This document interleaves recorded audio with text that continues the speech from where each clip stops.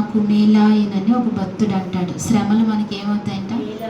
ఎందుకు శ్రమలు మేలాయినంటే, శ్రమ కాలంలో ప్రభు మనకు సమీపంగా మన దగ్గరే ఉంటారు. ఆయన మనల్ని విడిచిపెట్టడు. మనం అనుకుంటాం శ్రమలో ఆయన విడిచిపెట్టారేమో, ఆయన నన్ను చూడట్లేదేమో, మనం బాధను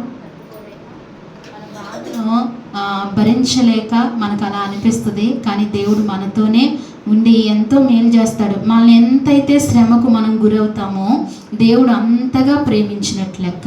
అది గుర్తుపెట్టుకుంటే మన జీవితము ఇంకా ధన్యమే. మరి ప్రార్థనలు మీరు జ్ఞాపకం చేసుకోండి. తల్లిగారి కొరకు భారంగా ప్రార్థన చేయండి. మీరు చేస్తున్నారు, మరింతగా ప్రార్థన చేయవలసిందిగా మనవి చేస్తున్నాను. ఆ బాధ అటువంటిది, నిజంగా బలహీనత అటువంటిది. ఇంకా తల్లి ఇన్ని దినాలు, ఇన్ని సంవత్సరాలు సజీవంగా ఉన్నారంటే కేవలము అది దేవుని మహాకృపే అని నేను స్పష్టంగా దేవుని యందు ఒప్పుకోవాల్సిన విషయం. మనందరం కూడా దేవుని అత్యున్నతమైన కృప, అత్యున్నతమైన ప్రేమ తల్లి పట్ల దేవుడు చూపిస్తున్నాడు.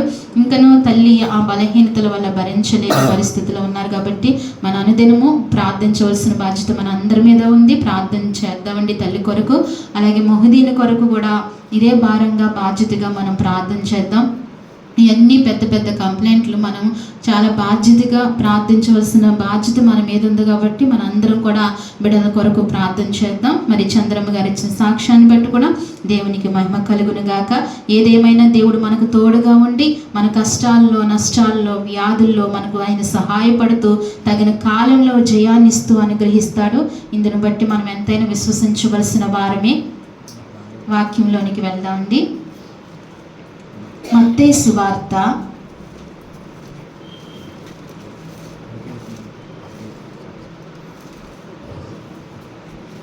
8 తల్లి లక్ష్మి గారికి వచ్చిన సాక్ష్యాన్ని బట్టి కూడా దేవునికి మహిమ కలుగును గాక. తండ్రి మంచి ఆరోగ్యమును, స్వస్థతను దేవుడు అనుగ్రహించారు. మరి విశ్వాసంతో ప్రార్థించినప్పుడు దేవుడు గొప్ప కార్యాలు మన పక్షాన చేస్తున్నారైనా. మనం ఎప్పుడైనా ఎలాంటి స్థితులైనా, ఎలాంటి పరిస్థితులైనా విశ్వాసం కలిగి ప్రార్థించినప్పుడు దేవుడు మన పక్షాన గొప్ప కార్యాలు చేస్తారు. మరి ఆ తల్లికి కూడా భయంకరమైన పరిస్థితుల్లో దేవుడు స్వస్థతను అనుగ్రహించి క్షేమకరముగా దేవుని మందిరానికి నడిపిస్తున్న దేవాది దేవునికి కృతజ్ఞతాస్తుతులు చెల్లిందామండి. అందును బట్టి దేవునికి మహిమ కలుగును గాక. మత్తయి సువార్త 2వ అధ్యాయము 1వ వచనం కానించి చదువుకుందాం. రాజైన హేరోదు దినముల యందు యూదా దేశపు బెత్లెహేములో యేసు పుట్టిన పిమ్మట, ఇదిగో తూర్పు దేశపు జ్ఞానులు యెరూషలేమునకు వచ్చి, యూదుల రాజుగా పుట్టినవాడు ఎక్కడ ఉన్నాడు? తూర్పు దిక్కున మేము ఆయన నక్షత్రము చూసి ఆయన పూజింపవచ్చుమని చెప్పిరి. హేరోదు రాజు ఆ సంగతి వినినప్పుడు అతనితో కూడా యెరూషలేము వారందరూ కలవరపడిరి. కాబట్టి రాజు ప్రధాన యాజకులను, ప్రజల్లో నుండి శాస్త్రులను అందరినీ సమకూర్చి క్రీస్తు ఎక్కడ పుట్టాడని వారిని అడిగిన. అందుకు వారు యూదయ బెత్లెహేములోనే, ఎలయనగా చదవండి.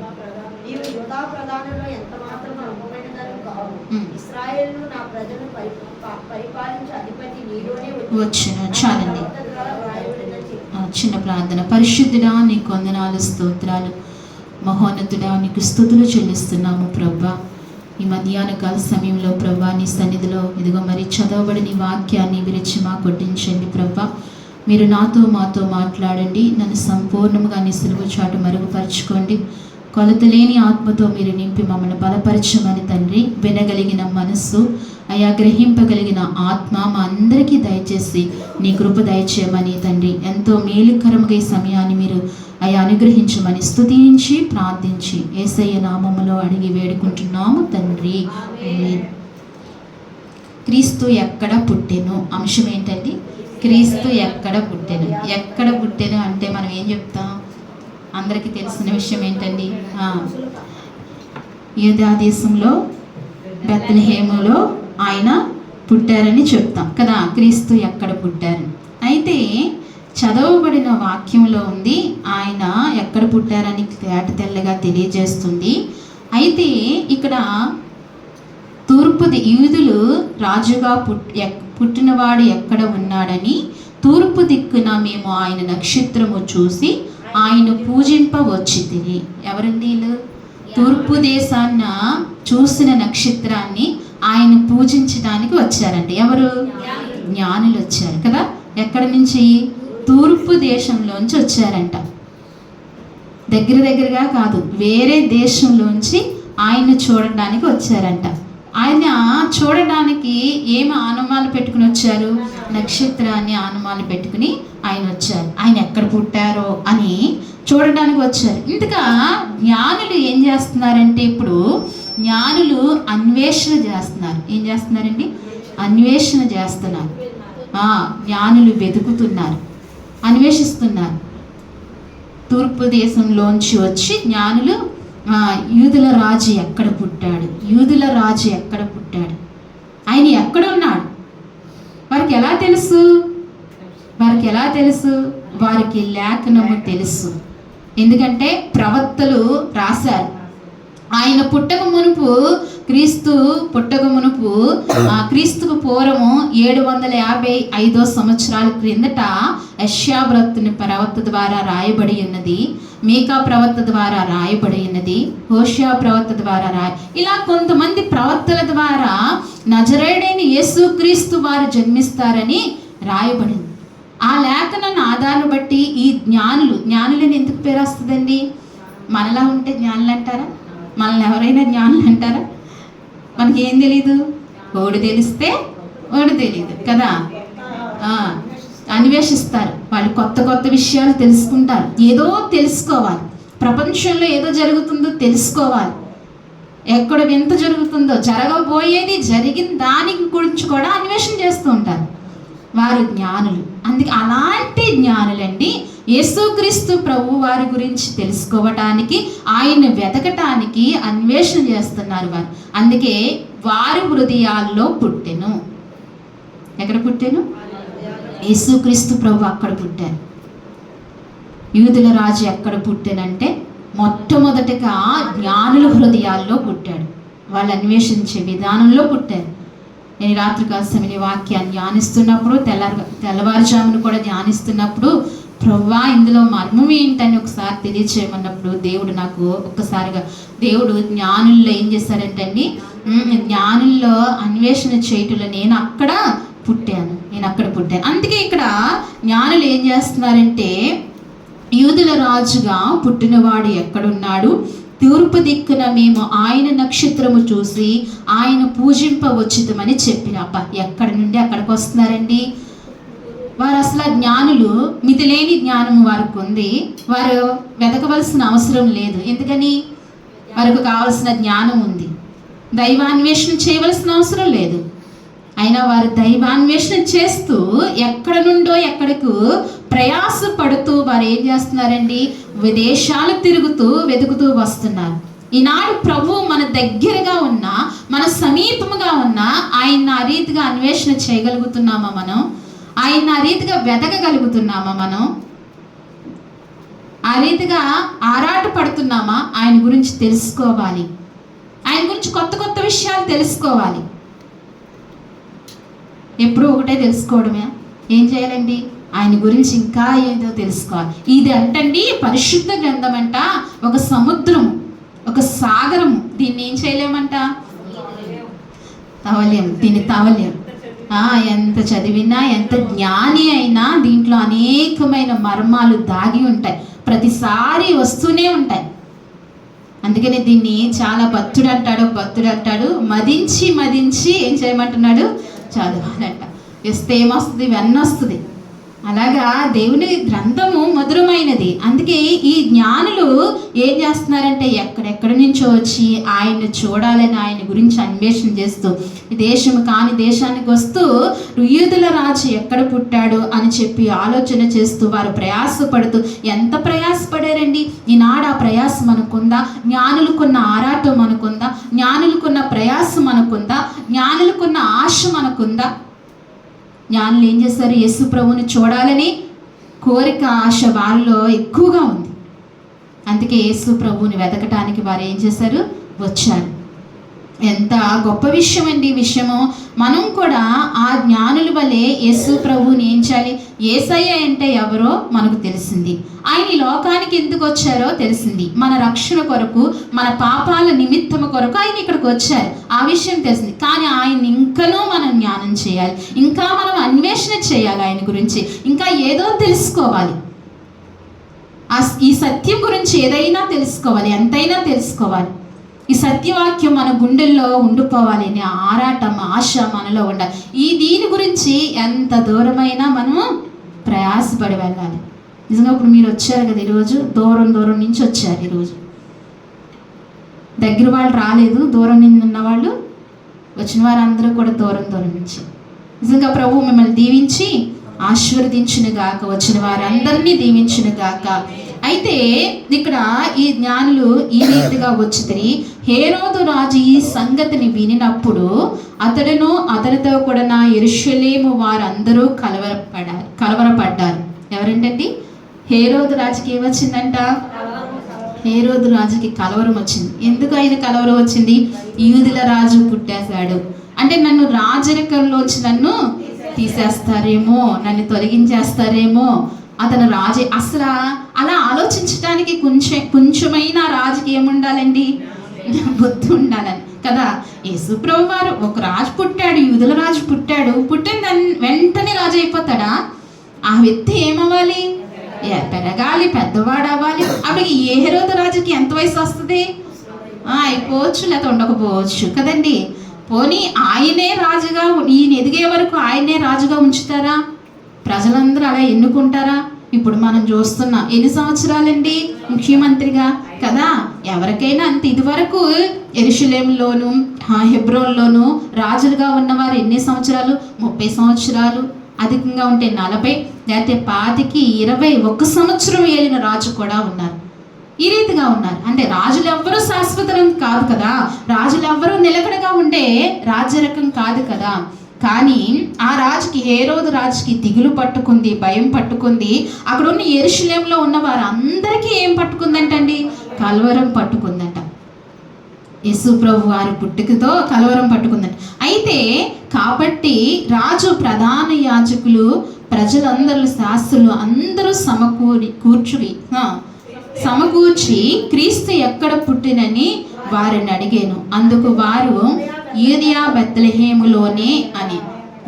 జ్ఞానులు అడుగుతున్నారు. ఇదిగా పుట్టింది ఎక్కడ? వారున్న దేశంలోనే కదా. కానీ ఎక్కడి నుంచి వచ్చిన వారిని అడుగుతున్నారు. ఎందుకంటే ఏంటంటే సత్యం మనం ఇక్కడ తెలుసుకోవాల్సింది దగ్గరగా ఉన్నప్పుడు మనకు తెలియదు. యేసు ప్రభు వారు కూడా అంతే. తన ఇంటి ఉన్నప్పుడు ఆయన తన ఇంటి వారు గ్రహించారా? ఆయన ఎప్పుడు గ్రహించారు? దేవుని కుమారుడని వారు ఎప్పుడు గ్రహించారు? ఆయన బయటికి వెళ్ళి సువార్త చెప్తున్నప్పుడు, సిలువలో ఎక్కినప్పుడు వారు గ్రహించారు. నిజంగా ఏదైనా సరే దేని విలువ మనకు దగ్గరగా ఉన్నప్పుడు తెలియదు. దేని విలువైన వస్తు విలువైన, మనుషుల విలువైన, మనుషుల ప్రేమైన, దేనినైనా మనం అనుభవిస్తున్నప్పుడు, మనం దగ్గరగా ఉంటున్నప్పుడు తెలియదు. అది ఎప్పుడు తెలుస్తుంది? దూరంగా ఉన్నప్పుడు తెలుస్తుంది. అందుకే జ్ఞానులకు కూడా యేసు ప్రభు వారు వేరే దేశంలో పుట్టినప్పుడు దూరంగా ఉన్నారు కాబట్టి వారికి తెలిసింది.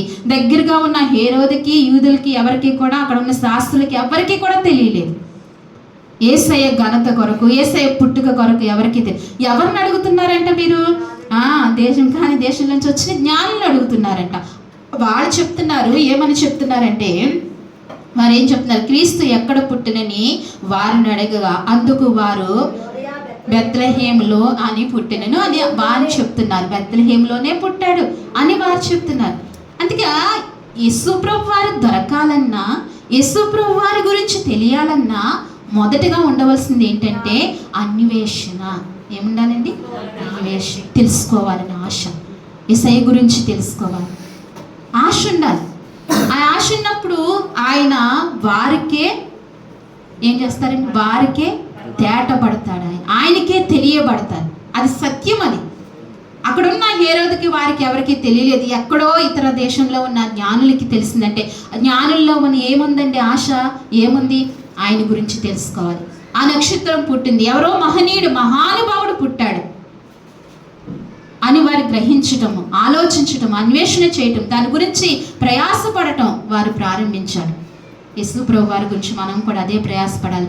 సుఖంగా ఉంటూ మనం అలాగుంటూ మన జీవితాలు గడుపుతూ ఉంటే ఆయన మనకు దొరకరు. ఏం చేయాలండి? కష్టపడాలి, ప్రయాసపడాలి, ఆయన గురించి తెలుసుకోవాలని ఆశ ఉండాలి, మనసారి గుండెల నిండా ఆశ ఉండాలి, అప్పుడు ఆయన దొరుకుతారు. ఒక విషయం ఆలోచిస్తే జక్కయ్య కూడా ఏం చేస్తాడండి? యేసు ప్రభువుని చూడాలని ఎంత ఆశతో ప్రయాసతో ఏం చేస్తాడు? అప్పుడు ఆయన ఇంతమంది ప్రజల కింద ఆయన చుట్టూ ఆయనతో ఉన్న వారిని అందరినీ వదిలేసి ఎవరిని కోరుకున్నాడండి? ఆయన ఆ జక్కయ్యనే కోరుకున్నాడు. అంటే ఆయన హృదయ రహస్యాలు ఎరిగినది. ఎవరు హృదయంలో ఆయన ఉంటారో, ఆయన మీద ఎవరికి ప్రేమ ఎక్కువగా ఉంటుందో, ఆయన గురించి తెలుసుకోవాలనే ఆశ ఎవరికి ఉంటుందో, ఆయన గురించి ఇంకా ఆయన మహిమను అనుభవించాలని ఎవరికైతే కోరుకుంటుందో వారిని ఏం చేస్తాడు? దేవుడు చేర్చుకుంటాడండి, వారిని చేర్చుకుంటాడు. ఎందుకంటే మానవులంటే అంత పిచ్చి ఆయనకి, మానవులంటే అంత ఇష్టం ఆయనకి. మనం ఎంత తన్నినా, ఎంత త్రోసేసినా, ఆయన ఎంత కాదనుకుని వెళ్ళిపోయినా ఆయన ఏం చేస్తున్నారండి? ఆయన దగ్గరగానే వస్తుంటారు. అందుకే ఆయన్ని ఏం చేయాలంటే, మొట్టమొదటిగా ఆయన క్రీస్తు ఎక్కడ పుట్టేను అని అంటే, ఎవరైతే అన్వేషణ చేస్తారో, ఎవరైతే ఆయన్ను వెతుకుతారో వారి హృదయంలోనే ఆయన పుట్టినట్లు లెక్క. అంతే, అక్కడే పుట్టినట్టు. అందుకే రెండవ మాటగా మనం చూడండి. అదే మత్తయి సువార్త 2వ అధ్యాయం 1వ వచనం చూడండి.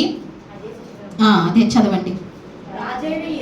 రాజైన హేరోదు దినములందు యూదా దేశపు బెత్లెహేములో యేసు పుట్టిన పిమ్మట, ఇదిగో తూర్పు దేశపు జ్ఞానులు యెరూషలేమునకు వచ్చి, చాలండి, ఇక్కడికి ఎవరు వచ్చారు? ఈ జ్ఞానులు ఎక్కడికి వచ్చారు? యెరూషలేము. ఇందుగా యెరూషలేములోనికి ఎందుకు వచ్చారంటే, 2వ అధ్యాయం 11వ వచనం చూడండి. 2వ అధ్యాయం 11వ వచనం. వారు 10 నుంచి చదవండి.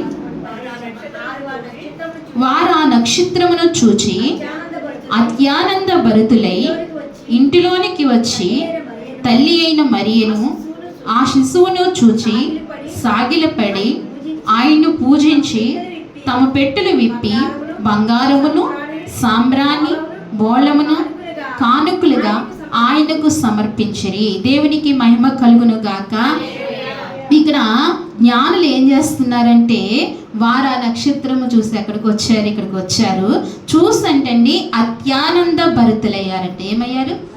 అత్యానంద భరితులయ్యారు. అంటే ఆనందానికి అవధులు లేవు, అంత ఆనందం. ఈరోజు మనకు ఉందా ఆనందం?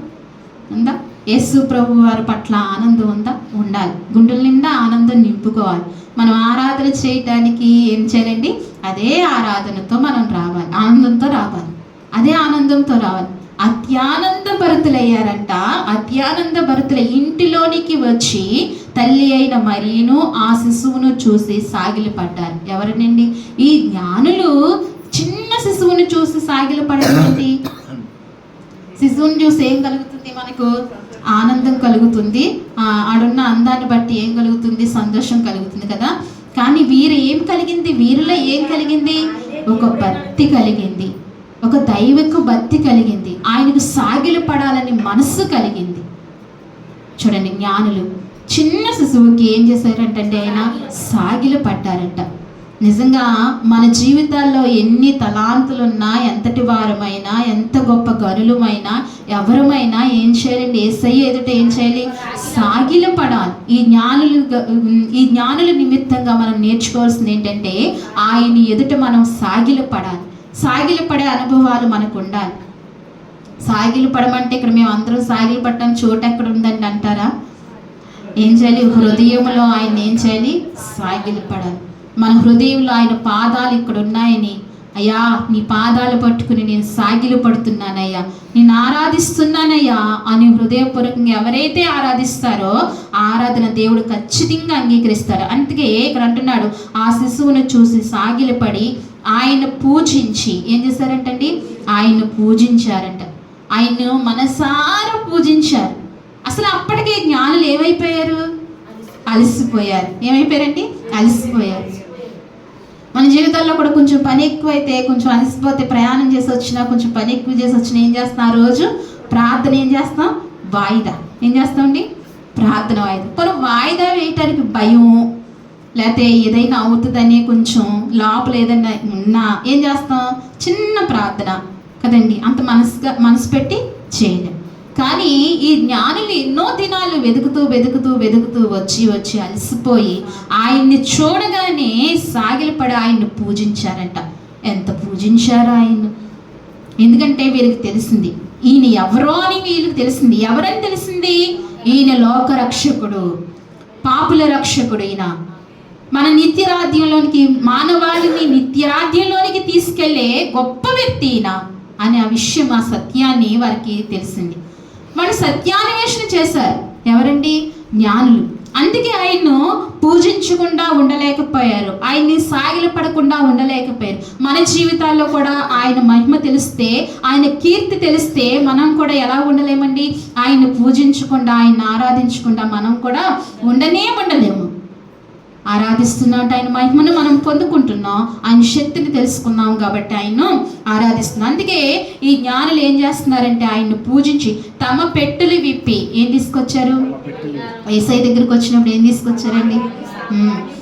చిన్నపిల్లల దగ్గరికి వెళ్ళినప్పుడు, సేవకుల దగ్గరికి వెళ్ళినప్పుడు అంటండి ఏం చేయకూడదంట?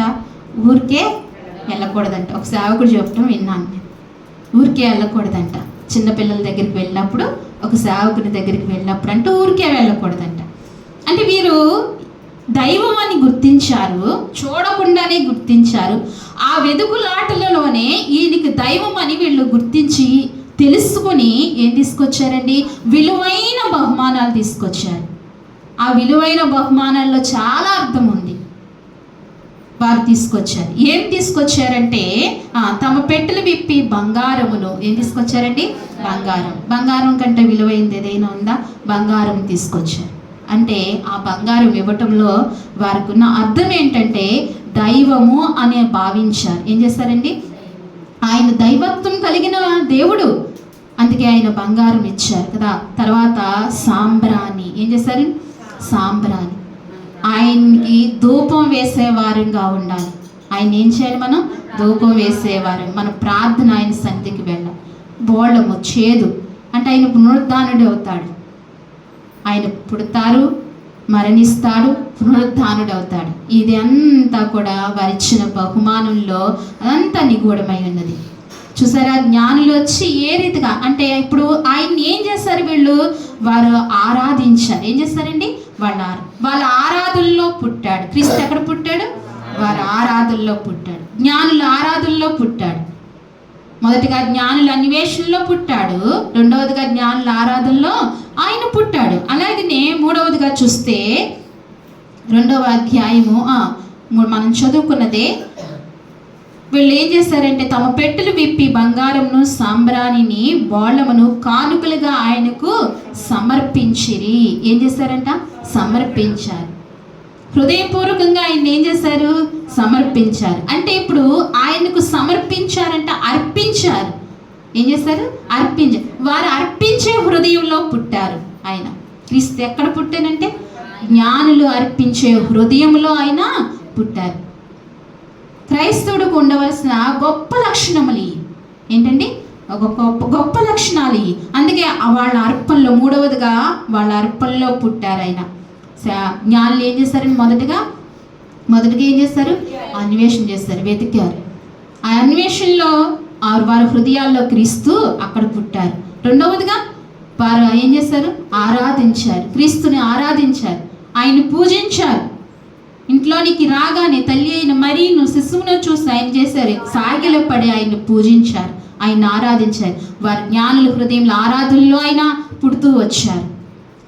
మూడవదిగా సమర్పించాలి. వారికి ఉన్న దగ్గర ఉన్న కానుకల్ని సమర్పించారు. ఆ సమర్పణలో ఏం చేశారండి? ఆయన క్రీస్తు అక్కడ పుట్టాడు. అలాగనే జ్ఞానులు ఈ రీతిగా చేశారు. మరింకో కొందరిని చూద్దాం. లూకా రాసిన సువార్తలో, లూకా సువార్త 2వ అధ్యాయము 8వ వచనం చూడండి.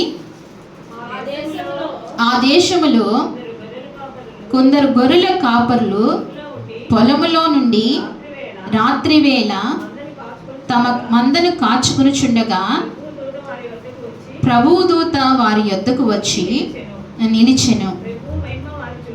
ప్రభువు మహిమ వారి చుట్టూ ప్రకాశించినందున వారు మిక్కిలి భయపడిరి. అయితే ఆ దూత, భయపడకుడి, ఇదిగో ప్రజలందరికీ కలగబో మహా సంతోషకరమైన సువర్తమానమును నేను మీకు తెలియజేయుచున్నాను. చాలండి. ఇక్కడ అంటున్నారు కదా, ఇక్కడ ఎవరున్నారంటే, ఇక్కడ మనకి ఎవరు కనిపిస్తున్నారండి? గొర్రెల కాపర్లు కనిపిస్తున్నారు. ఎవరు కనిపిస్తున్నారు? గొర్రెల కాపర్లు కనిపిస్తున్నారు. అంటే వీళ్ళు ఇక్కడ ఆలోచిస్తున్నారు. గొర్రెల కాపర్లు ఆలోచన చేస్తున్నారు. వీళ్ళ ఆలోచనలో పుట్టాడు క్రీస్తు. ఎక్కడ పుట్టాడు? గొర్రెల కాపర్ల ఆలోచనలో పుట్టాడు. అప్పుడు వీళ్ళు ఆలోచిస్తుండగా ఆ దేశంలో కొందరు గొర్రెల కాపర్లు పొలంలో రాత్రి వేళ తమ మందను కాచుకుని, ఏ వేళ అంట? రాత్రి వేళ తమ మందను కాచుకుంటుండగా, మందను కాస్తున్న గొర్రెల కాపర్లు రాత్రి వేళ సమయంలో ఆలోచన చేస్తున్నారు. ఏమని ఆలోచన చేస్తున్నారంటే, కాచుకుని చుండగా ప్రభు దూత వారి యొద్దకు వచ్చి నిలిచెను. ఎవరు వచ్చారండి? ప్రభు. ఎప్పుడైతే మనం దేవుడి మీద ఆలోచన కలుగుతుందో, పరిశుద్ధాత్మ దేవుడు మన దగ్గరకు వచ్చి ఏం చేస్తాడు? నిలుస్తాడు. పరిశుద్ధాత్మ దేవుడు నిలుస్తాడు మన దగ్గరకు వచ్చి. ఆయన వెళ్ళిపోతే మనకు లాభం కాదు. ఆయన ఏం చేయాలి? ఆయన నిలబడాలి, మన దగ్గర నిలబడాలి. ఆ గొర్రెల కాపరుల దగ్గరకు వచ్చి ఆయన నిలబడి వారితో దేవుడు పరిశుద్ధ దూత మాట్లాడుతుంది. ఏమని మాట్లాడుతుందంటే, వారి యొద్దకు వచ్చి నిలిచి ప్రభువు మహిమ వారి చుట్టూ ప్రకాశించినందున వారు మిక్కిలి భయపడిరి. ప్రభువు మహిమ ఏమైంది? వారి చుట్టూ ప్రకాశించింది. గొర్రెల కాపరులే కదా, వీళ్ళ దగ్గర ఏముంటుంది, వీళ్ళు లెక్కలేని వాళ్ళు కదా అని దేవుని దూత కానీ దేవుని కానీ అనుకోలేదు. ఏమైందండి? వారి దగ్గరకు కూడా వచ్చింది. ఎవరైనా, ఎంత గనులైనా గణహీనులైనా ఎవరైనా ప్రభువు గురించి ఆలోచిస్తే గనక, ప్రభువు గురించి వెతికితే గనక, ప్రభువు గురించి ఆశపడితే గనక దేవుడు ఖచ్చితంగా వారి దగ్గరికి వచ్చి నిలుస్తాడు. ఈ వాక్యాన్ని బట్టి మనం నమ్మవలసిందే. నేను పాపిని కదా, నేను జ్ఞానహీనురాలను కదా, నా దగ్గర ఏమీ లేదు కదా అనుకోవడానికి లేదు. ఎవరమైనా దేవుని గురించి ఏం చేయాలండి? ఆలోచించాలి, దేవుని గురించి ఆశపడాలి. అప్పుడు వారి దగ్గర ఏం చేస్తాడు? దేవుడు వచ్చి నిలుస్తాడు. ఎంత మాత్రము దేవుడు నా దగ్గరికి రాడేమో, నా దగ్గరకు ఉండడేమో అని అనుకోవడానికి వీలు లేదు. ఈ గొర్రెల కాపరుల దగ్గరికి ప్రభువు దూత వచ్చి వారి చుట్టూ ప్రకాశించినంత వారు మిక్కిలి భయపడి, అయితే ఆ దూత, భయపడకుడి, ఇదిగో ప్రజలందరికీ కలగబోవు మహా సంతోషకరమైన సువార్తమానం నేను మీకు తెలియజేస్తున్నాను. దూత ఏం చెప్తుంది? ప్రజలందరికీ కలగబోయే మహా సంతోషకరమైన సువార్తమానం. కానీ అక్కడ జనులు, అక్కడ రాజులు ఏమనుకుంటున్నారు? అది సువార్తమానము అనుకుంటున్నా. వాళ్ళు ఏమనుకుంటున్నారు? భయపడుతున్నారు. వారు భయపడుతున్నారు. కానీ అది సువార్తమానమని ఆ గొర్రెల కాపరులకు తెలిసింది. ఈనాడు మనకు కూడా తెలిసింది కదండి. తెలిసింది కాబట్టి మనం ఇప్పుడు ఏమయ్యాము? రక్షణ తీసుకున్నాం, రక్షింపబడ్డాం కదా. అది మహా సంతోషకరమైన సువార్తమానం. ఆయన పుట్టుక మహా సంతోషకరమైన సువార్తమానం. మీరు నేను పుడితే అంత సంతోషం కలుగుతుంది. ఎవరికి సంతోషం కలుగుతుంది? నేను పుడితే నా ఇంటి వరకే కదా, మీరు పుడితే మీ ఇంటి వరకే కదా, కొంచెం పరిమితి ఉంటుంది. కానీ యేసు ప్రభు వారి పుట్టుకండి పరిమితి లేదు. లోకమంతా ప్రతి మానవాళికి ఆయన పుట్టుక ఎంతో సంతోషకరమైన సువార్తమానం. ఆయన పుట్టుక అంత గనుడు పుట్టాడండి ఈ లోకంలో. అంత మహోన్నతుడు మన గురించి పుట్టాడు. ఎంత గొప్పవారము మనం అనుకోవచ్చు. మనల్ని ఎవరు ప్రేమించట్లేదని మనం అనుకోవచ్చు, ఎవరు నన్ను అంగీకరించట్లేదని మనం అనుకోవచ్చు, ఎవరు నన్ను పట్టించుకోవట్లేదు అనుకోవచ్చు. కానీ ఆ మహనీయుడు నిన్ను పట్టించుకుని, నిన్ను ప్రేమించి ఈ లోకానికి వచ్చాడు. ఇది మహా సంతోషకరమైన సువార్తమానము. ఆయన పుట్టాడు నీ బాధలు పట్టించుకోవడానికి. ఆయన పుట్టాడు నీ బలహీనతలు తొలగించడానికి. ఆయన పుట్టాడు నీ పాపమనే వ్యాధిని తొలగించడానికి. ఆయన పుట్టాడు. ఇది మహా సంతోషకరమైన సువార్తమానం. ఈ విషయం ఎప్పుడు మర్చిపోకూడదు. ఈ విషయం మనం ఎన్నడూ మర్చిపోకూడదు. ఈ విషయాన్ని మన ఆదరణ కలిగిస్తుంది, మన ధైర్యపరుస్తుంది. మన చుట్టూ మనకున్నది ఆయన ఒక్క ఆయన అని గమనించాలి. ఈ మహా సంతోషకరమైన సువార్తమానం ఆ గొర్రెల కాపర్లు విని వారిలో ఏమైందండి, ఒక ఆశ పుట్టింది. యేసయ్య క్రీస్తు ఎక్కడ పుట్టాడు? గొర్రెల కాపర్ల హృదయాల్లో పుట్టాడు. ఫస్ట్ ఎక్కడ పుట్టాడండి? జ్ఞానుల హృదయాల్లో. ఇప్పుడు గొర్రెల కాపర హృదయాలు. ఆయన ఎవరిని వదలడు, ఆయన ఎవరిని వదలడు. సామంతులేమి ఎవరినైనా ఆయన అంగీకరించే దేవుడు. కానీ మనమే ఆయన ఏం చేయాలండి? అంగీకరించాలి, ఆయన్ని చేర్చుకోవాలి, ఆశపడాలి. జక్కయ్య ఆశపడినట్లుగా, ఈ జ్ఞానులు ఆశపడినట్లుగా, ఈ గొర్రెల కాపర్లు ఆశపడినట్లుగా మన జీవితాల్లో కూడా ఆశపడితే కనుక ఆయన మనం ఏం చేస్తామండి? ఆయన మనల్ని అంగీకరిస్తాడు. అలాగే ఈ 2:15 అధ్యాయంలో కూడా చదువుతాం చూడండి. 2వ అధ్యాయము 15వ వచనం. ఆ దూతలు తమ యొద్ద నుండి పరలోకమునకు వెళ్ళిన తర్వాత ఆ గొర్రెల కాపర్లు జరిగిన ఈ కార్యమును ప్రభువు మనకు తెలియజేయుచున్నాడు. మనము బెత్లెహేము వరకు వెళ్ళి చూద్దాము రండని ఒకరితో ఒకరు చెప్పుకొని త్వరగా వెళ్ళి మరియను యేసేపును తొట్టులో పడి ఉండిన శిశువును చూచిరి. వారిని చూచి ఈ శిశువుని గూర్చి తమతో చెప్పబడిన మాటలు ప్రచురము చేసిరి. గొర్రెల కాపర్లు తమతో చెప్పిన సంగతులు చాలండి. ఇక్కడ చూడండి, చాలు. ఇక్కడ అంటున్నారు కదా, ఆ దూతలు తమ యొద్ద నుండి పరలోకమునకు వెళ్ళిపోయిన తర్వాత గొర్రెల కాపురు జరిగిన ఈ కార్యమును ప్రభువు మనకు తెలియజేసి ఉన్నాడు. ఏమనుకుంటున్నారండి? దీనులమైన కాపురులమైన మనకు ప్రభువు ఈ విషయాన్ని తెలియజేస్తున్నాడు. ఆయన తెలియచేయాలి అనుకుంటే ఎవరికైనా ఆయన తెలియజేస్తాడు. గమనించాలి, తెలియచేయాలనుకుంటే ఎవరికైనా ఏం చేస్తాడండి? ఆయన తెలియజేస్తాడు. అంటే తెలుసుకోవాలని ఆశ ఎవరిలో ఉండాలి? మనలో ఉండాలి. ఆయన ఎవరికైనా తెలియజేస్తాడు. అందుకే ప్రభు దూత తెలియజేస్తుందని చెప్తూ బెత్లెహేమునకు వెళ్ళి చూతుము రండి ఒకరితో ఒకరు చెప్పుకున్నారు. ఈ గొర్రెల కాపరులు అందరూ ఏం చెప్పుకున్నారు? బెత్లెహేముకి వెళ్దాం. దూత చెప్పింది, యేసు ప్రభు వారు పుట్టారని దూత చెప్పింది. మనందరం కూడా వెళ్దామని ఒకరితో ఒకరు ఏం చేస్తున్నారండి? ఒకరితో ఒకరు చెప్పుకుని బెత్లెహేమునకు వెళ్దాం రండని చెప్పుకుని త్వరగా వెళ్ళి, ఎలా వెళ్ళారు? త్వరగా. యేసయ్యను తెలుసుకోవాలని త్వరగా ఉండాలి, త్వరగా వెళ్ళారు. వాళ్ళు ఏముంది? త్వరగా వెళ్ళాలి, త్వరగా ఆయన గురించి తెలుసుకోవాలి. మనకు కూడా ఆశ ఉండాలి. ఆశ లేకపోతే కనుక మన జీవిత గమ్యం ముగిసిపోతుంది. అందుకే ఏం చేయాలి? మనం త్వరగా ఆయన గురించి, మన బ్రతుకు కాలంలో ఆయన గురించి ఎంతైనా తెలుసుకోవాలి, త్వరగా తెలుసుకోవాలి. ఆయన గురించి ఇంకా ఏదైనా తెలుసుకోవాలి.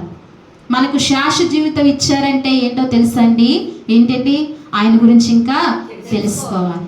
ఆయన గురించి తెలుసుకుని ఇంకా నేను గొప్ప ఆరాధకుడిని అవ్వాలి, ఆరాధకుడిని అవ్వాలి. ఆయన గురించి తెలుసుకోవాలి, త్వరగా తెలుసుకోవాలి. నా జీవిత దినంలో ముగించబడుతున్నాయి, నేను త్వరగా తెలుసుకోవాలి. ఇంకా నాకు తెలియవలసిన విషయం ఏదో ఉంది, ఆయన నాకు తెలియచేయాలనుకుంటున్నది ఏదో ఉంది, నేను త్వరగా తెలుసుకోవాలి అనే ఆశ మనలో ఉండాలి. మీరు ఏం చేస్తారంటే త్వరగా వెళ్ళి మరియును యేసేపును తొట్టిలో పండుకొని ఉన్న శిశువును చూచారు. ఎవరిని చూసారండి? మరియును యేసేపును తొట్టులో పండుకునిన శిశువును చూసి వారు చూసి శిశువుని గురించి తమతో చెప్పబడిన మాటలు అక్కడికి వెళ్ళి ఏం చేశారంట? చూసాక, ఆ శిశువును చూసాక ఆయనకు వాళ్ళకు ప్రచురమైన మాటలు ఏం చేస్తున్నారండి?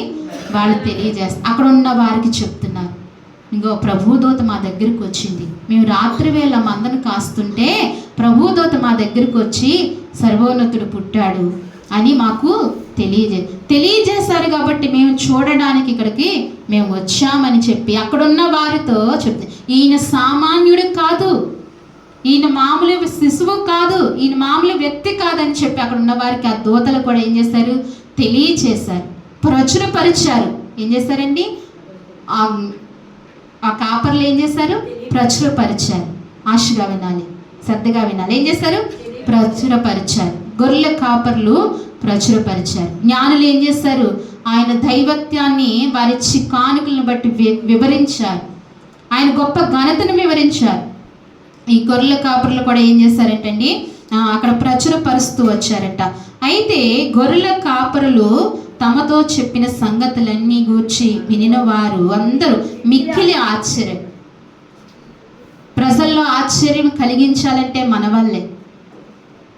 దూత వచ్చి దూత వచ్చి అందరికీ చెప్పేచ్చు కదా. ఎవరికి చెప్పిందండి? అందరికీ, కాపరులకే చెప్పింది. వాళ్ళు ఏం చేశారు? ప్రచురపరిచారు, అందరికీ చెప్పారు. ఆ బాధ్యత మనందరికీ కూడా ఉంది. యేసుక్రీస్తు వారి గురించి చెప్పవలసిన బాధ్యత మనందరికీ ఉంది. మనం ఏం చేయాలి? ఇప్పుడు ఆయన్ని ప్రచురపరచాలి, ఆయన గురించి ప్రచురపరచాలి. ప్రచురం చేస్తున్నావా? ప్రచురం చేస్తే ఎంతమంది ఎందుకుంటామండి? ఒక్కొక్కళ్ళు ఏం చేస్తాం? ఒక్కొక్కళ్ళు 5 గ్రేస్ తీసుకొస్తే ఎంత బాగుంటుందో కదా. తీర్మానించుకోండి, కొత్త సంవత్సరంలో నేను ఇలా చేయాలి, కొంతమందినైనా నేను రక్షించాలి, నేను ప్రయాసపడాలి. వినరు, మనం చెప్పిన వెంటనే విని వచ్చారు కదా, వెంటనే వచ్చారు. వినరు, కొంత సమయం పడుతుంది, ప్రయాసపడాలి. వారి గురించి కొన్ని మాటలు కూడా పడాలి. పర్వాలేదు, ప్రభువు గురించి మాటలు పడినా పర్వాలేదు, ప్రయాసపడినా, నష్టపోయినా పర్వాలేదు, వాళ్ళ గురించి విసుగుపోయినా పర్వాలేదు. ఏం చేయాలి? ప్రభు తోవలోనికి మనం నడిపించాలి. అయితే వీళ్ళు ఏం చేశారంటే, విన్న సంగతుల గురించి వారందరూ మిక్కిలి ఆశ్చర్యపడ్డారు. ఇంతగా గొర్రెల కాపరులు చేసిన ప్రచురం గురించి వారు ఏం చేశారంటండి? ఆశ్చర్యపడ్డారంట. మనం చేసే ప్రభు అయిన యేసుక్రీస్తు వారి గురించి చేసే ప్రచురణ గురించి ప్రజలు ఆశ్చర్యపడి ఆయన వైపు తిరగాలి. ఎవరి వైపుకు తిరగాలి? ఆయన వైపుకు తిరగాలి. ఆ పరిశుద్ధుని వైపుకు, ఆ గొప్ప దేవుని వైపుకు తిరగాలి. అందుకే ఇక్కడ వీళ్ళు ఏం చేస్తారు? వీరి ఆలోచనలో పుట్టాడు. గొర్రెల కాపుర ఆలోచనలో క్రీస్తు పుట్టాడు. అందుకే ఇంకొక మాట చూద్దాం, చూడండి. 20వ వచనం కూడా ఉంటుంది కదా. 20వ వచనం, అంతటా ఆ గొర్రెల కాపర్లు తమతో చెప్పబడినట్లుగా తాము విన్న వాటిని, కన్న వాటిని గూర్చి దేవుని మహిమపరచుచు స్తోత్రములు చేయుచు తిరిగి వెళ్ళిరి. అబ్బా, దేవునికి మహిమ కలుగును గాక. ఏం చేస్తున్నారండి వాళ్ళు? గొర్రెల కాపర్లు విన్న వాటిని, కన్న వాటిని ఏం చేస్తున్నారంట? అందరికీ తెలియజేస్తున్నారంట. మరి మీరు ఎప్పుడైనా తెలియజేస్తారు? ఇక్కడ ఎన్నో వాక్యం ఎవరికైనా చెప్పారా? కనీసం మీ పిల్లల ఫోన్లో మాట్లాడతారు కదా, ఎప్పుడైనా చెప్పారా? వెరీ గుడ్, దేవుడు దీవించిన గాక. ఏం చేయాలంటండి? ఏం చేయాలి? విన్న వాటిని, కన్న వాటిని. అంటే ఈ గొర్రెల కాపర్లు విన్నారు. ఎవరి ద్వారా విన్నారు వీళ్ళు? దూత చెప్పింది. ఎవరి ద్వారా అండి? దూత చెప్పిన మాటలు ఏం చేశారు వీళ్ళు? విన్నారు. తర్వాత దూత చెప్పిన మాట ప్రకారంగా, విన్న మాట ప్రకారంగా వీళ్ళు వెళ్ళి చూశారు. ఎవరిని?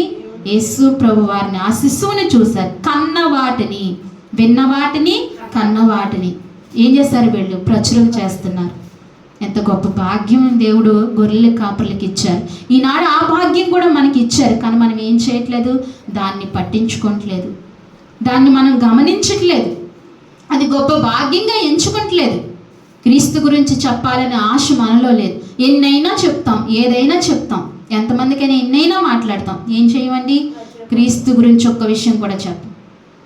చిన్నప్పుడు నేను వాక్యం విన్నప్పుడు ఇంటికి వచ్చి ఎవరినో ఒకరిని కూర్చోబెట్టుకుని ఆ వాక్యం అలా చెప్పేదాన్ని. విన్న వాక్యం గుర్తున్నది. అలా చెప్పాలి, చెప్పుకోవాలి. దేవుడు మనల్ని ఆశీర్వదిస్తాడు. దేవుడు మనల్ని ఆశీర్వదించడం అంటే మేడ మిద్దులు, గొప్ప పొలాలు, ఆస్తులు ఏమి ఇవ్వడు, కానీ హృదయంలో ఒక నెమ్మదిస్తాడు, మనసు శాంతినిస్తాడు. బ్రతుకు కాలంలో సుఖంగా గడుపు నెమ్మదికరమైన జీవితం మనకిస్తాడు. కొన్ని అలజడులు అప్పుడప్పుడు వచ్చినా అవి దేవుడే తొలగిస్తాడు. అది మళ్ళీ దేవునికి దగ్గర కావడానికి చిన్న అలజడులు, ప్రమాదాలు ఇవన్నీ దేవుడు తీసుకొస్తాడు. కానీ దేవునికి మరింత దగ్గర కావడానికి అవన్నీ. అందుకే మనం ఏం చేయాలి? ఆయన గురించి మనం ఏం చేయాలంటే ప్రచురపరచాలి. ఎందుకు హేరోదు రాజుకి ఏమొచ్చిందండి? భయం వచ్చింది. ఎందుకు భయం వచ్చిందో, ఆయనకి ఎందుకు కంగారు పట్టిందంటే, ఈతనే రాజు అయిపోతాడేమో, నన్ను రాజుగా ఆయనకు రాజు అవ్వడానికి ఆయన రాజుగా ఏమి పుట్టలేదు, అందరికీ అందుబాటులో ఆయన పుట్టాడు. ఆయన అసలు ఎవరండి? యేసుప్రభు వారు ఎవరంటే ఒకసారి చూద్దాం. మత్తయి సువార్తలోని ఒక మాట ఉంటుంది, చూడండి. మత్తయి సువార్తలోని ఒక మాట ఉంటుంది, 2వ అధ్యాయము 5వ వచనం మనం ఇందాక చదివింది చివరి మాట చూడండి. చివరి మాట,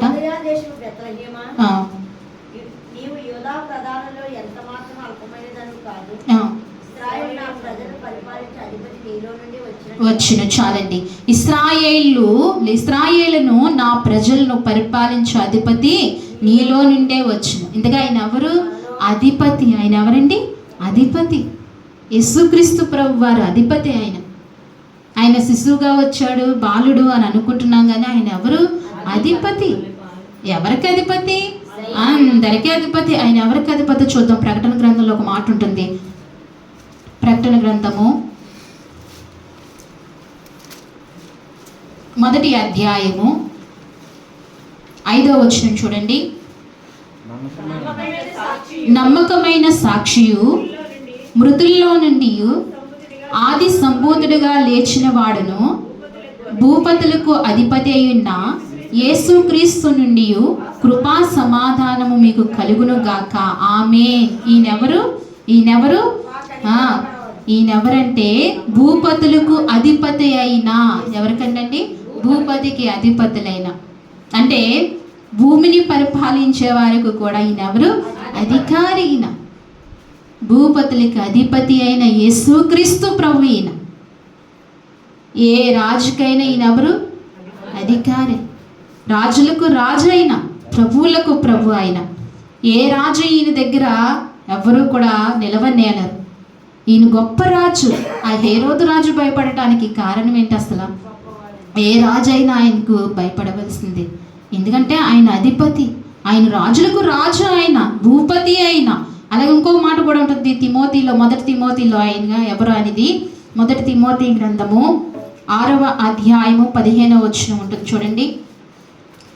శ్రీమంతుడును అద్వితీయుడునగు సర్వాధిపతి యుద్ధకాలమందు ఆ ప్రత్యక్షతను కనపరిచి, ఆ సర్వాధిపతి రాజులకు రాజు, ప్రభువులకు ప్రభు అయి ఉన్నాడు. దేవునికి మహిమ కలుగును గాక. సంతోషం రావట్లేదండి? ఆయన ఎవరండి? హేరోదు రాజు భయపడవలసిన అవసరం ఏంటండి? అసలు ఈ రాజు ఎవరు? ఈ రాజు శ్రీమంతుడు, అద్వితీయుడగు సర్వాధిపతి. అబ్బాబ్బా, మన దేవుడు ఎవరండి? మనం కలిగిన దేవుడు ఎవరండి? శ్రీమంతుడు. ఒక విషయం జ్ఞాపకం పెట్టుకోవాలి, మనం కలిగిన దేవుడు ఎవరు? శ్రీమంతుడు.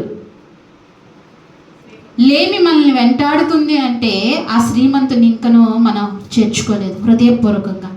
ఆయన ఎవరండి? ఆయన శ్రీమంతుడు. ఆయనకి అసలు శ్రీమంతుడు, ఆయన వర్ణించడానికి ఇంకా వర్ణనాతీతం. ఆయన శ్రీమంతుడు. మన యేసుక్రీస్తు ప్రభు, ఈ లోకంలో జన్మించిన యేసు ప్రభు అంత శ్రీమంతుడండి. చూడండి, వాక్యం చెప్తుంది శ్రీమంతుడు కదా. ఆయన ఎక్కడ పుట్టాడు? చూడండి, సత్రంలో పుట్టాడు. పుట్టిన తర్వాత ఆ సత్రంలో చోటు లేనందున పశువుల తొట్టులోనికి వచ్చారు ఆయన. అంత శ్రీమంతుడు. చూడండి, అంత శ్రీమంతుడు. ఎందుకని?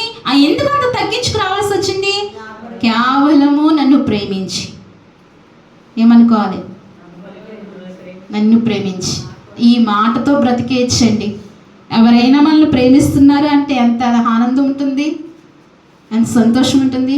కానీ యేసయ్య కన్నా ప్రేమించిన వాళ్ళు ఎవరైనా ఉన్నారా? అబ్బాయి ఎవ్వరూ లేరండి. ఏ ప్రేమైనా ఆయన ముందు దిగదుడిపే.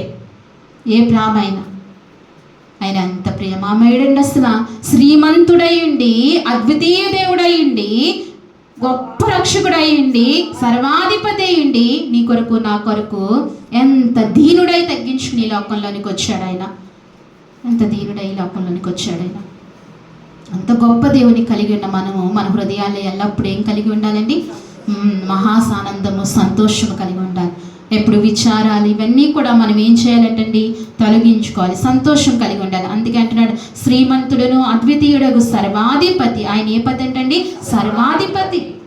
ఆయన సర్వానికి అధిపతి. యుద్ధకాలమందు ఆ ప్రత్యక్షను కనుపరిచి, ఆ సర్వాధిపతి రాజులకు రాజు, ప్రభువులకు ప్రభువై ఉన్నాడు. ఎలా ఉన్నాడండి? రాజులకు రాజు, ప్రభువులకు ప్రభువై ఉన్నాడు. ఆ గొప్ప దేవుడు, ఆ గొప్ప దేవుడు సమీపించడానికి తేజస్సులో ఉండి, ఆ మహనీయుడు అక్కడ ఉండి ఎక్కడికి వచ్చాడండి? మన సమీపమునకు వచ్చాడు. ఎక్కడికి వచ్చాడు? సమీపించరాని తేజస్సులో ఉన్న గొప్ప దేవుడు మన సమీపానికి వచ్చాడు. అందుకే ఈ డిసెంబర్ నెలలో ఆయన జన్మదినం జరుపుకోవడానికి ఇంకే చూస్తే ఇలాంటి అనేకమైన వాక్య భాగం ఉంది. అయితే ఆయన్ను ఏం చేయాలంటే ఇప్పుడు మనసారా మనం ఏం చేయాలి? క్రీస్తు ఎక్కడ పుట్టాడంటే ఎక్కడ పుట్టాడు? ఆయన ఎక్కడ పుట్టాడండి? మొదటగా జ్ఞానులు అన్వేషణలో పుట్టాడు. మనం ఏం చేయాలి? ఆయన్ను అన్వేషించాలి, ఇంకా మనం తెలుసుకోవాలి, ఆయన గురించి ఆశ ఇంకా ఉండాలి. ఆయన ఎక్కడ పుట్టారంటే ఆనాడు ఎక్కడో బెత్లెహేంలో ఎప్పుడో పుట్టారంటే అంటానికి వీలు లేదు. ఇంకా ఎవరైతే రక్షణ పొందకుండా ఉన్నారో, ఇంకా ఎవరైతే ప్రభువుని ఆయన సొంత రక్షకునిగా అంగీకరించకుండా ఉన్నారో, ఈ క్షణం అంగీకరిస్తే ఈ క్షణమే మన హృదయాలలో, అంగీకరించిన వారి హృదయాల్లో పుట్టినట్టే లెక్క. ఆయన అంగీకరించాలి. ఈ మాటలు బట్టి దేవుడు మన హృదయాన్ని దీవించి ఆశీర్వదించునుగాక. ఆమేన్. చిన్న ప్రార్థన చేసుకుందాం, అందరం మోకరిద్దాం. ఒక మంచి మనసుతో ప్రభువుని అడుగుదాం. దేవా, ఇంతవరకు నాతో మాట్లాడుతూ వచ్చావయ్యా, క్రీస్తు ఎక్కడ పుట్టినని ఒక ప్రశ్నార్థముగా ఉన్నప్పుడు ప్రభువా, అవునయ్యా, ఆనాడు జ్ఞానులయ్యింది ఎన్నో విషయాల్లో ప్రభువా వారు వెతుకులాడుతున్న జ్ఞానులు ప్రభువా, ఖాళీ లేని జ్ఞానులు ప్రభువా, మంచి జ్ఞానంతో ఉన్నవారు ప్రభా, ఈ లోకంలో జరిగేవి జరగబోయినట్లు గురించి అన్నిటి గురించి అన్వేషణ చేసే జ్ఞానులు ప్రభా. అయ్యా, ఇదిగో ఒక నక్షత్రము చూసి ఒక గొప్ప దేవుడు, ఒక మహానుభావుడు పుట్టాడని వారు ఆ నక్షత్రమును బట్టి అన్వేషించి ప్రభా నీ చెంతకు చేరి ప్రభా నిన్ను గుర్తించి తండ్రి నాయన, అయ్యా నిన్ను నీ దగ్గర సాగిలపడి నిన్ను ఆరాధిస్తూ వచ్చారు ప్రభా. జ్ఞానులకున్న మనస్సు మాకు దయచే ప్రభా, నిన్ను అన్వేషించే మనస్సు మాకు అనుగ్రహించు ప్రభా అని ప్రార్థన చేద్దామా? ఈ మధ్యాహ్న కాల సమయంలో ఒక ప్రార్థన చేద్దామా? ఈ ఆరాధన సన్నిధిలో, ప్రభు వసిస్తున్న సన్నిధిలో చిన్న ప్రార్థన చేసుకుందామా? అవునయ్యా, నా హృదయంలో కూడా అన్వేషించయ్యా, నీ గురించి ఏదో తెలుసుకోవాలని, నీ గురించి ఏదో నేను అయా ప్రభా ప్రయత్నించాలని, ఆరాటపడాలి. అయ్యా, మనస్సు నాకు ఇవ్వయ్యా. ఎంత దూరమైనా, ఎంత ప్రయాసైనా నీకు సాగిలపడటానికి, నేను నన్ను ఆ రీతిగా ఉండటానికి సహాయం చే ప్రవ్వా. అవునయ్యా, జ్ఞానులనే కాదు ప్రవ్వా, నువ్వు గొర్రెల కాపరుల దగ్గరకు కూడా వచ్చావయ్యా. అయ్యా, వారు విన్నది కన్నది వారు అయ్యా ప్రచురము చేశారయ్యా. ఈనాడు గొర్రెల కాపరుల వలె అయ్యా మమ్మల్ని తీర్చయ్యా అని ప్రార్థన చేద్దామా? అయ్యా, విన్నదాన్ని కన్నవాటిని ప్రభా వారు ప్రచురము చేసినట్లుగా మా జీవితాల్లో కూడా మేము కూడా మిమ్మల్ని అయ్యా, మేము విన్న వాటిని, మీరు మాకు చేస్తున్న మేలులను ప్రభా, మీరు మా పట్ల చూపుతున్న కృపను ప్రభా మేము ప్రచురం చేసేవారముగా మేము జీవించే అభిషేకం మాకు దయచేయ. జ్ఞానుల అభిషేకాన్ని మాకు ఇవ్వయ్యా, గొర్రెల కాపరుల అభిషేకాన్ని మాకు ఇవ్వయ్యా అని ప్రార్థన చేద్దాం. ఎవరైతే మనస్ఫూర్తిగా ఈ విషయంలో ప్రార్థన చేస్తారో ఆ రీతిగా పరిశుద్ధాత్మ దేవుడు ఆ రీతిగా మిమ్మల్ని అభిషేకించబోతున్నాడు. ఒక్క నిమిషం ప్రార్థన చేయండి. మన మధ్య చిన్న ప్రార్థన తల్లి చేస్తారు. మనందరం లేచి నిలబడి దేవునికి నామమున సమర్పించుకుందామండి. ఈ నెలంతా ప్రార్థనలు జ్ఞాపకం చేసుకోండి. శుక్రవారం ఉపవాస కూడిక, మంగళవారం స్త్రీల కూడిక, ఆదివారం ఆరాధన, ఇవన్నీ గమనించి మీరు అందరూ చేరి దేవుని మందిరంలో ప్రార్థించవలసిందిగా మనం చేస్తాం. చివరి ప్రార్థన చేసుకుందాం.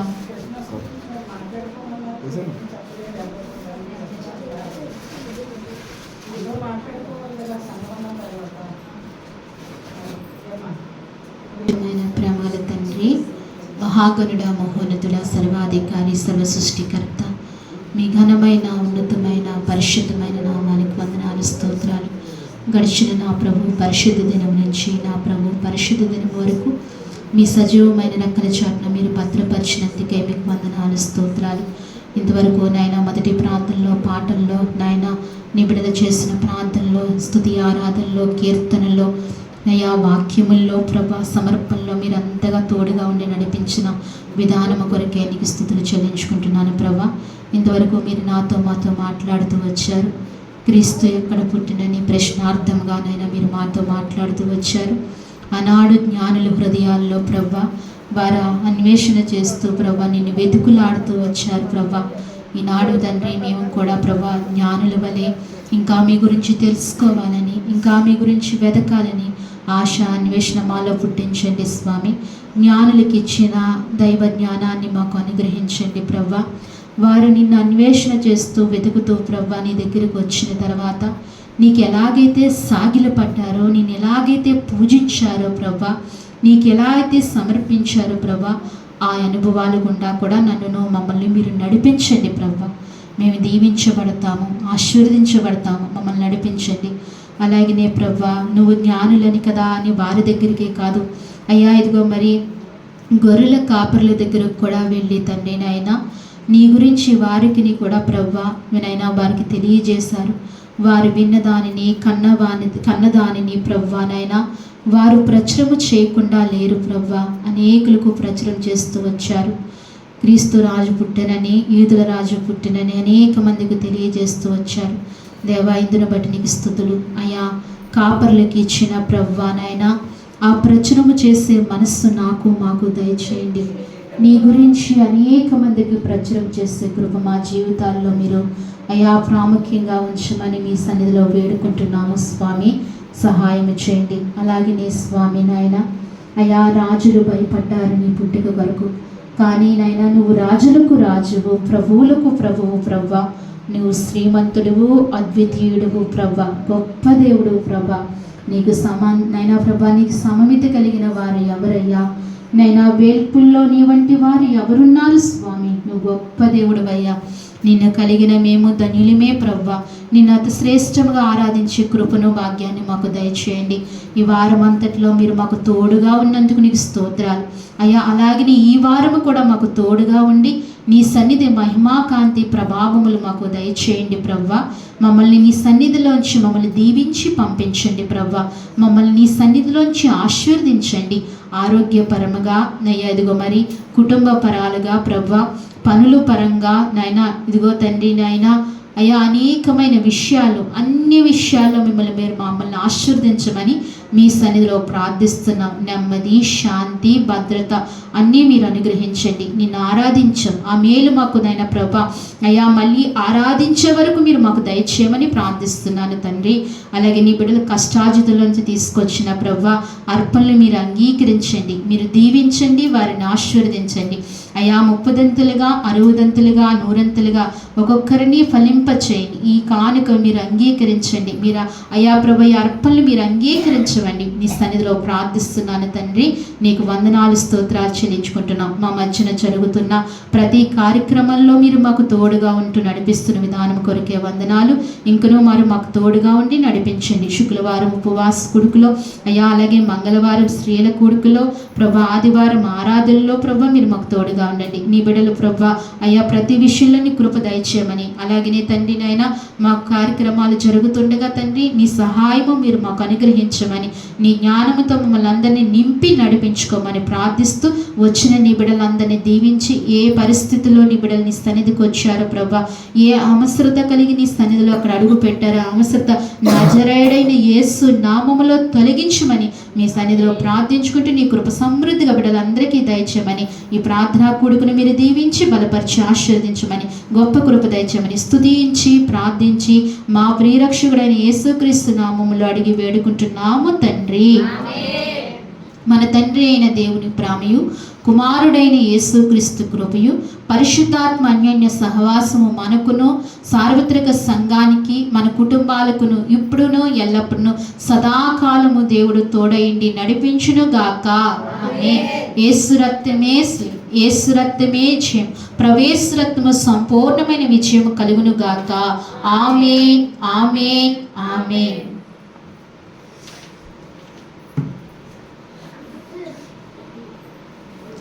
అందరికీ వందనాలండి. అందరికీ వందనాలు. ఇప్పుడు మాట్లాడండి.